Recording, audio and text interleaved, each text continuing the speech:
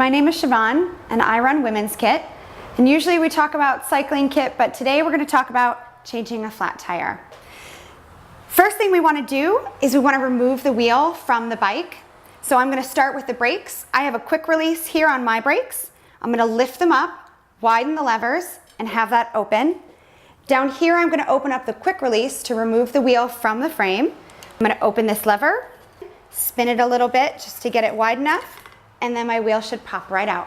First thing I want to do is locate my valve and start on the opposite side. This side gives me a little more wiggle room to put my tire levers in and remove the tube. I'm going to use these two handy Park Tool tire levers to get started.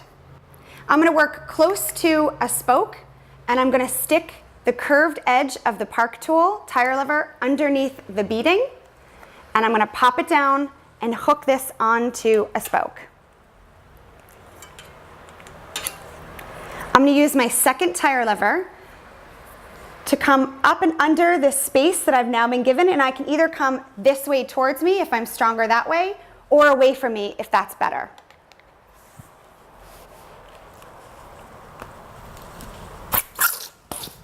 I'm going to go all the way around the wheel, and I'm just going to remove one side. Now remove the tube from the tire. Now that the tube is out, I can check the tire for any remaining debris. I'll feel my way through the hole inside, and I'll visually check on the outside for any glass, any cuts, any scratches that could damage a new tube. And what you should know when you have a new tube is that they're incredibly flat when you first get started with them. That's going to be a little bit of a problem when you try to put it into a spherical tire. And because you don't want it to pinch or to twist in any way, the best thing to do is to add a little air to it. You can just use a little bit of your own air. I'm going to start where my valve hole is. I'm going to put that part in first.